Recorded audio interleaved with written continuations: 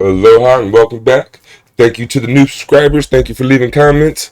Like, share, and subscribe. So, Trump had a Black History event that shocks Black America, and here's the reaction, or at least 10 Blacks' reaction. Wow, Trump had a Black History event, right? Isn't that something? I didn't think that was allowed. Everyone told me, the Democrats told me that Trump canceled Black History. And we got the highest vote, and one of the big reasons I'm president today is because of the black vote, and I always appreciate it. So this is a very special time. It's Black History Month. We love you all. We're going to work with you. We're going to make America greater than ever before. We're going to do it together, and I want to thank you all for being here. It's an incredible honor. If Trump canceled Black History, why do you have a Black History event at the White House? Sounds like someone's not being totally honest. The last administration tried to reduce all of American history to a single year, 1619, but under our administration, we honor the indispensable role Black Americans have always played in the immortal cause of another date, 1776. It's crazy to hear Trump talk like this. I've never heard him really talk about Black people like this. We like 1776. Either Trump's not being honest and forgot like Joe Biden, or maybe the Democratic Party has been putting out a certain version of,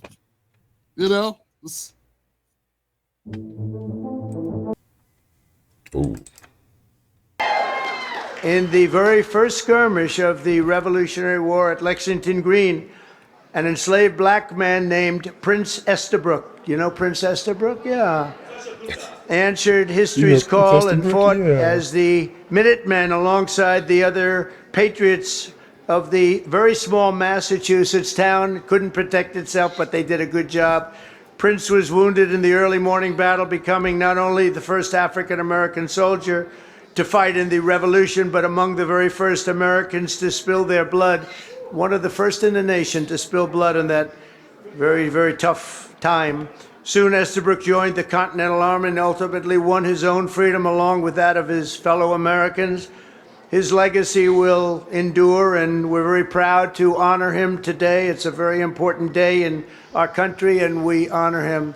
First person to spill blood happened to be Tim Estabrook. Today I'm pleased to announce that we will be including the statue of Prince Estabrook in our new National Garden of American Heroes. We're going to be doing a Garden of American Heroes. And now that I think of it, I must tell you, sadly, most of them, I guess all of them are not with us any longer. I was going to put Tiger in the garden, but maybe you don't want to be there. I maybe should wait a little bit, huh? Like about 50, I think I'm going to wait about 50 years, all right?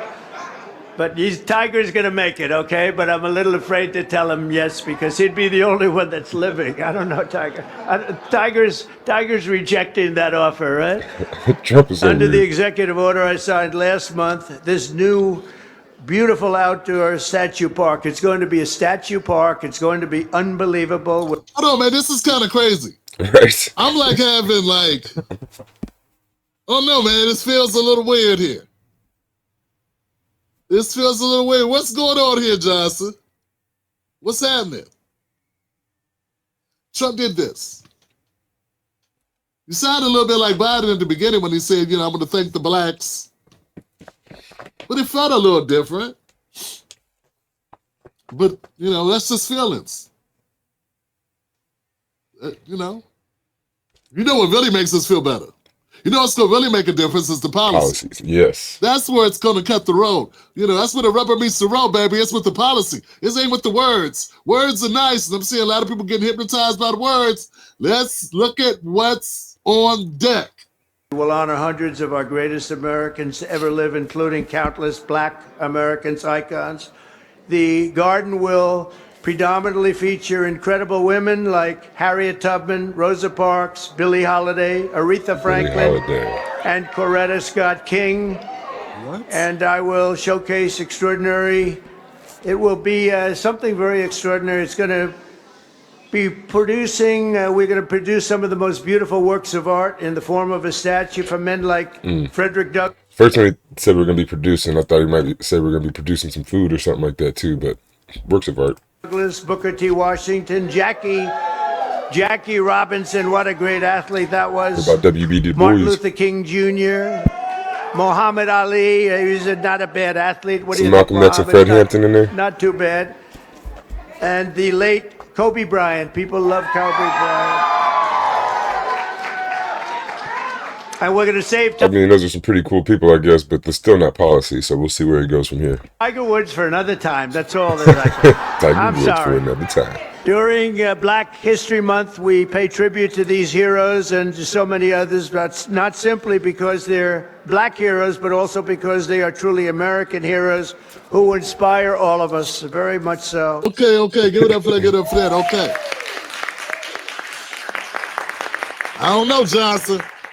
I don't know how I feel about this one. All right, let's take it back. Let's go here. Let's go. Let's have a conversation. First of all, calm down, black people. Calm down. I know it feels interestingly different because they have. How can I say this? I know that there has been such a stigma put on Donald Trump that he was such a racist when he does things or says things that are basically normal things. Normal, kind of respectable, decent things, he gets extra points. Because when they say you are Hitler, and you're not Hitler, and you're not coming across as Hitler, makes you go, see, I wasn't a fool. He's not Hitler. Or see, he's not David Duke. See, he's not a Nazi. Wow, didn't know. I thought he hated black people. So there are some people that are talking. There are people that I've heard, as I was prepping for the show, who are being very critical of black people who are happy to hear this. But those people, they don't really have much of an emotional intelligence, or how can I say? They don't know how to look at people as people and look at people's feelings and weigh those into the equation. You know, and I'm not naming any names, but there are people that are very vocal about this. Look, it's only natural for people that have been dealing with other people harassing them for years, probably online, because they thought Donald Trump was a better candidate or whatever, to feel somewhat vindicated that he's turning out not to be anywhere as bad as people were saying it was. It's only natural to appreciate that. Nothing wrong with that. There were people that appreciated things from Joe Biden when he didn't do shit. He didn't say shit. Very interesting. He didn't do much. There were people on the Democratic side that were jumping out the building, calling him a great man. I had people sit on my very show, entertainers, producers, writers, politicians, praise Joe Biden with no basis for praising him. So from a humanistic standpoint, I understand why people will feel this way. But here's the truth, as I see it. There was once a commercial was a little white man on a little boat, he was a fisherman. And he used to do this thing, and he used to go, you're going to have to do better than that. You're going to have to do better than that. And that's what I'm saying. Trump's going to have to do better than that. Okay, I know. You may feel good about it, but that ain't enough. I don't want you just to feel good. I want you to live good. I want you to do good. I want you to be good. I want us to be good. And we can't be good. We can't get better. We can't progress if all it takes is some nice words. And then we just fall down, and all fall in line and stop standing on our principles. We must stand on our principles no matter who it is. Now, I wish people had this stand on principle shit when they were dealing with the Democrats. Right? But we're supposed to set a standard. We're supposed to pave the way. You are one of the innovators. You're one of the smart ones. You see through the bullshit. You know Rachel Maddow's a liar. You know Joy B be making up shit. You know you can't trust the View. You know buy into Trump is the devil and Biden was the savior. You don't buy into that, so you're one of the smart people. But if you really want to go for the gold, go for the green. please tell me you do. You and I have to hold each other accountable that we push further than that we push beyond that we push for greatness. We push for responsibility and accountability out of our president because that's what leaders do. So all of us got to be leaders. So yeah, look, man, I like what y'all saying here. Sounds good. Build your statues. I also see the direction he's going. He's like, we're Americans, man. Let's embrace the American. The fact that we're all here, we're all Americans. Let's make that be it. He said it's not just that they're black, but it's that they're Americans. And I see where he's going with that.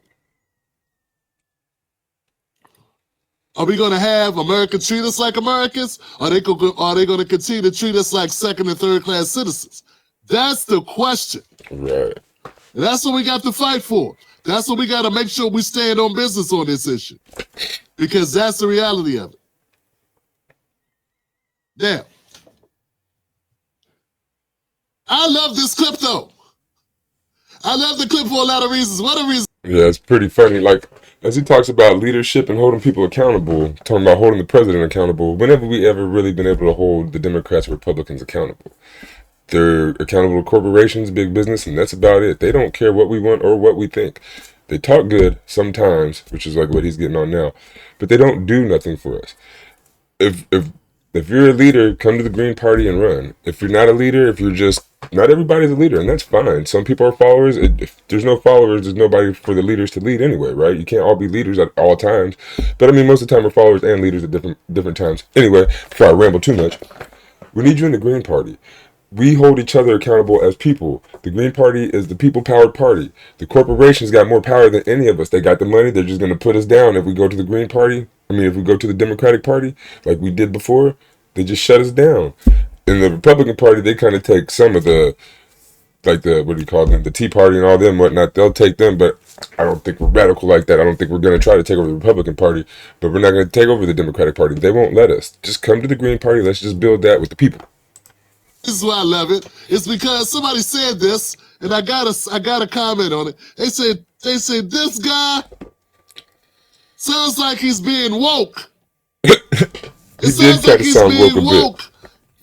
It's Black History Month. He's talking about everybody he mentioned being a statue, except for Kobe Bryant, was somehow attached to civil rights. Why are you not investing in? It's the highest. And then it hit. Because see, I got these people that have been, there are people that have been getting all their money through the Democratic Party. They are Democratic Party animals. They are not about healing black people.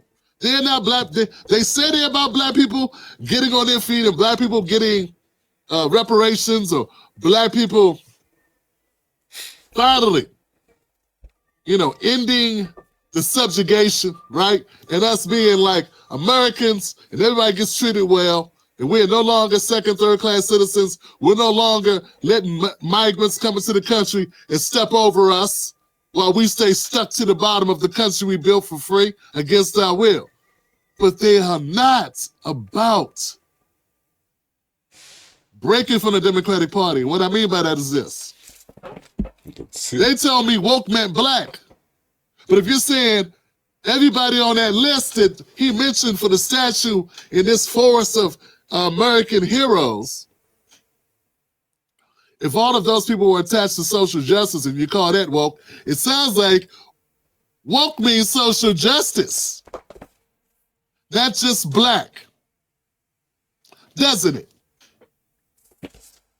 Yeah, because it does, and it always did. But there are people. See, there was more than one qualifier to being woke. They've called white people woke. White people could be woke if they're social justice people. People that think, they're thinking on another level. They're put these pieces together. They're talking about equality and equity and this and that and that. Those people are woke, right? Okay.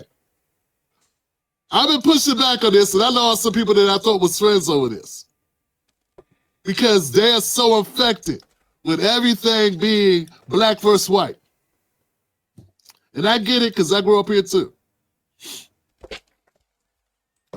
See, I grew up black and white. My mama's white, my daddy's black, and so I grew up in mostly white neighborhoods. But I get the push and pull of the racial stuff here.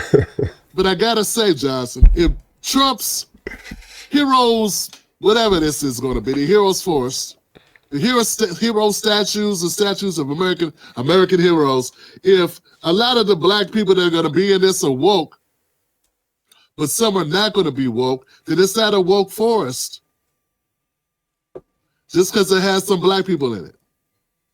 Kobe Bryant and Tiger Woods, I know he joked about Tiger. Tiger ain't really been on no social justice. How people get my point? This is not just about black people. It's about America. And that's their version of America. The problem is, before we can truly be American, we got to get the same treatment as Americans. We should not be operating from such a deficit. You cannot take one group of people, give them a floor, give them a pathway to the middle class, and not give that to another group of people, and then say, ha, we're all American now. That ain't how it works, and that's not fair. And that's where the whole conversation starts all over again. Don't get me wrong, I saw the brothers and the sisters at the Trump event, they look very happy. They look just about as happy as black people that I see at the White House when Obama was there. I didn't see that many people there when Biden was there. It's just weird that I see a room full of black people, influencers, with Trump. Anyway, it's neither here nor there. I'm reporting on it. It's important news. I think it matters. But at the end of the day, unless you're going to put a little... So yeah, Trump, the racist, had a Black History Day event or whatever, putting up some black statues in the garden and all that. So I don't know, I just thought it was funny, the beginning, to hear Trump speak like that, so I just wanted to cover it real quick a little bit. Tim Black, he does news. He does it from the black perspective, and he talks about black a lot. So if you like that kind of thing or just want to hear more about black people and black news, check him out. Again, the link to this video will be in the description. So yeah, I'll try to keep up with everybody from across the spectrum.